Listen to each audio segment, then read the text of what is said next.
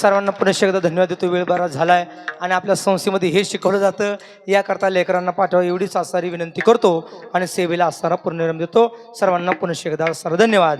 Vitthal Jai Jai Vitthal.